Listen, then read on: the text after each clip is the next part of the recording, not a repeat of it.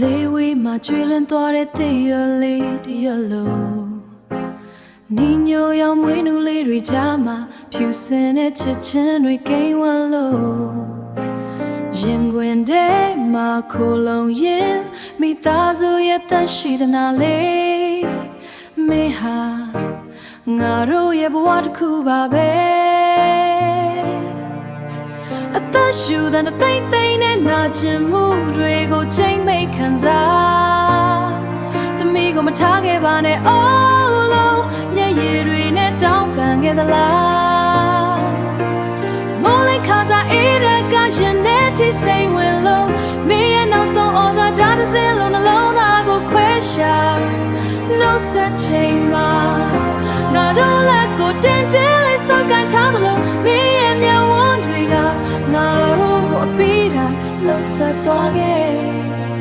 ချမ်းဝင်းထဲမှာမင်းရဲ့ဟောင်းနေတဲ့ကောလာပလေးပဲချမ်းခဲ့ညင်ငယ်လေးတွေရဲ့ငိုရှိုက်တန်တွေကအိမ်နံပဲ့တင်ထလို့မင်းအိမ်ဆက်နေကြထောင်းလေးမှာအခုတော့ထီးချမ်းမှုတွေပဲဆိုမို့ကစားဖို့မရှိတော့တဲ့ကလေးရဲ့မျက်လုံးမှာမင်းတောင်းနေတယ်နေဝင်ချိန်ရဲ့နေအောင်အောက်မှာမင်းရဲ့အသက်ကိုအရှုံးပေးလိုက်ရဘယ်လောက်ပဲဆွဲထားချင်ပါစေလောကနေရမကရဲ့ဆက်လို့နေဒါပေမဲ့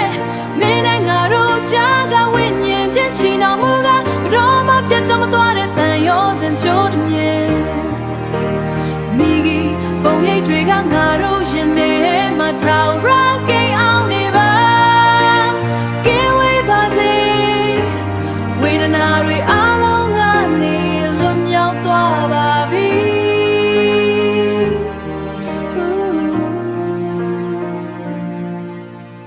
ငြိမ်းချမ်းတဲ့အရမ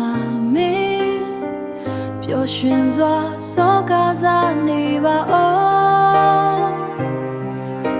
သမီးလေးမိကြီးငါတို့မင်းကိုရမ်းချစ်တယ်နှုတ်ဆက်ပါတယ်သမီးလေးမိကြီးငြိမ်းချမ်းစွာအိပ်ဆက်ပါတော့ခွေ